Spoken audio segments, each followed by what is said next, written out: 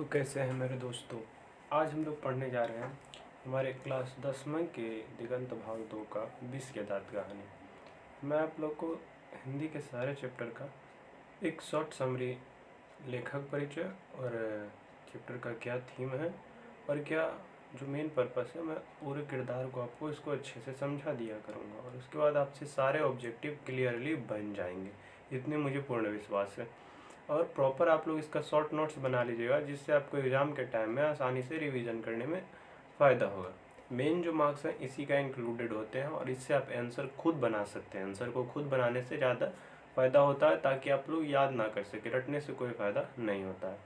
तो हम लोग आज पढ़ने वाले हैं कि विष के दांत कहानी क्या है। तो जैसा कि हम लोग जानते हैं, विष के दांत कहानी के लेखक नलिनी विलोचन शर्मा। अगर आप लोग को बोर्ड का लिखा हुआ अच्छे से ना दिख रहा होगा तो मैं वीडियो के ऊपर लगा दूंगा स्लाइड स्क्रीनशॉट, आप लोग उसका स्क्रीनशॉट लगा लीजिएगा, ठीक है। अभी मैं आप लोग को अच्छे से पढ़ा देता हूँ इसके बारे में डिटेल में।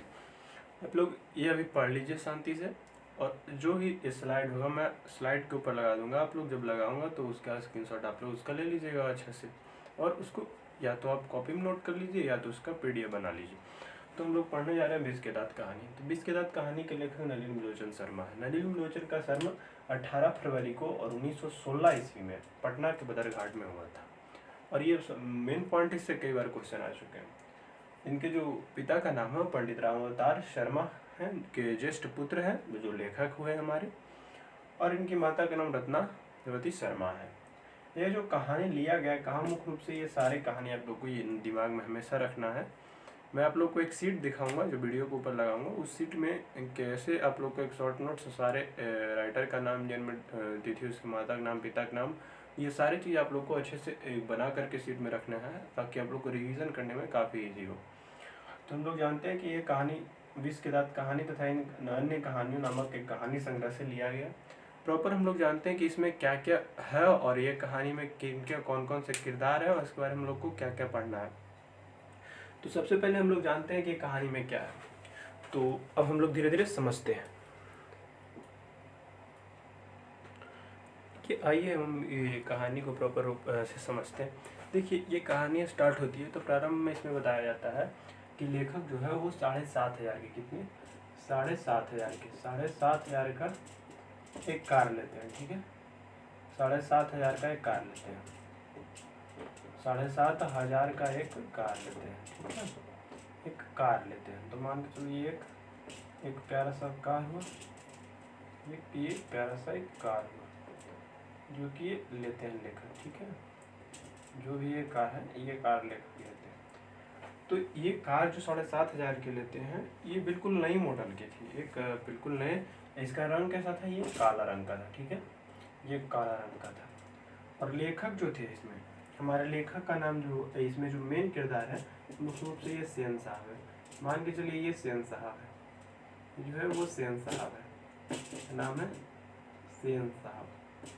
सेन साहब मुख्य रूप से कहानी कुछ किरदारों पर आधारित है, जिसको मैं आप लोगों को सेन साहब का जो है ना वो 5 पुत्रियां हैं, यानी कि बेटियां की जो है, बेटियां जो है वो 5 है, ठीक है। और एक इसका बेटा है खोखा, जिस पर यह कहानी आधारित है।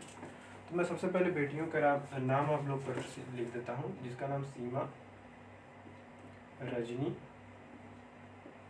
आलो, सोफाली और आरती है। ये सेन साहब की बेटियां। इसमें एक पुत्र अपवाद है, खोखा। खोखा। अब आप लोग को हम बता देते हैं कि लेखक की जो पुत्रियां हैं, इनके बारे में लोग कहते हैं बिल्कुल मूर्ति है। किसी मतलब कि गांव में, मोहल्ले में किसी के अगर बच्चा बदमाशी करता है तो उदाहरण दिया जाता था कि देखो कि सेन साहब की बेटियां हैं, जिनसे एक भी गलती नहीं होती, बिना माता पिता के पूछे ये घर से बाहर भी नहीं निकलती है और एक अच्छे ऐसे पुत्रियों का कर्तव्य निभाती है, इनसे कुछ सीखो। वहीं इनके घर का नियम में एक अपवाद भी था, जिसका नाम एक खोखा था। विष के दांत कहानी में खोखे पर मुख्य रूप से आधारित है, इनकी बेटियां को बताया गया। इससे एक सामाजिक भावना को भी दिखाया गया कि घर में बेटियां कितनी काबिल है, लेकिन पिता के नियमों के अंदर ये बंधी हुई होती है। और खोखा अपवाद होते हुए भी इनको बढ़ाया जाता है। सीएम साहब मुख्यतः इसको इंजीनियर बनाना चाहते थे। क्या बनाना चाहते थे? इसको एक इंजीनियर बनाना चाहते थे। कहानी हुई कि एक बार ये गाड़ी का जो है ना, ये लाइट जो है, खोखा जो है बहुत बदमाश था। इसने ये जो खोखा है, खोखा एक बार ये लाइट जो है ना गाड़ी का, लाइट को तोड़ दिया। अब तोड़ दिया तो सेन साहब ने उधर से आए घूमते घूमते, भाई कौन तोड़ दिया, आवाज आया। तो सेन साहब ने देखा कि गाड़ी तोड़ दिया।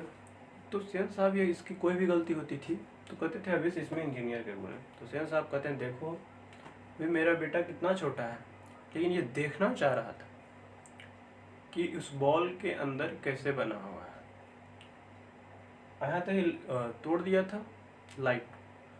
और सेन साहब उसमें भी कह रहे थे कि ये इंजीनियर मेरा बेटा बनेगा। तो इंजीनियर बनेगा तो भाई लाइट तोड़ना तो लाजमी बात है। अभी लाइट तोड़ेगा तो ना आगे जा करके कितना कितना के घर तोड़ेगा। तो ये बात पर आधारित थी। अब इनके मिस्टर सिंह और भी बहुत सारे इनके दोस्त एक बार आए। तो एक बहुत सा प्यारा सा बच्चा था, वो पढ़ाई कर रहा था, थोड़ा सा ध्यान दे रहा था। तो लेखक उनकी तारीफ करना स्टार्ट किए। तो उनके बच्चे की तारीफ, वो कितना शांत बच्चा है, अच्छा से पढ़ाई करता है।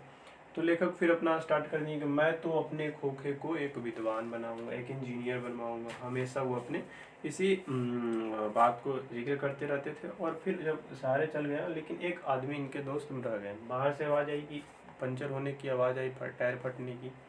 तो टायर फटने की आवाज़ आई तो लेखक और मिस्टर सिंह, यानी कि लेखक और उनके मित्र जो है दोनों बाहर आए। बाहर आए तो देखे कि भाई गाड़ी का चक्का तो पंचर हो चुका है। किसने किया? बोला खोखा ने किया।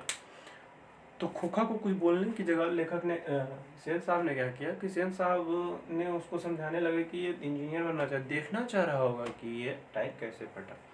एक बार वो क्या कर गया कि खेलने चला गया लट्टू का खेल। अब भाई सेन साहब के यहाँ ही काम करने वाला उसका पिता था, ठीक है। तो उसका पिता जो था वो सेन साहब के ही घर में काम करता था। तो अब वो हंस की, जैसे 1 मिनट, आप लोग तब तक एक बार रिवीजन कर लीजिए। हाँ, तो गिरधर लाल जो कि मदन का पिता था, वो सेन साहब के यहाँ काम करता था। तो सेन साहब के यहाँ काम करता था। गिरधर लाल का पुत्र मदन के साथ वो लट्टू खेलने गया, खोखा, जिसका नाम कासू भी था। यानी कि खोखा का नाम हम लोग कासू भी कहते हैं। अब ये लट्टू खेलने गया जब वहाँ, तो लट्टू खेलते गया तो जैसे कि कौवे के हंस में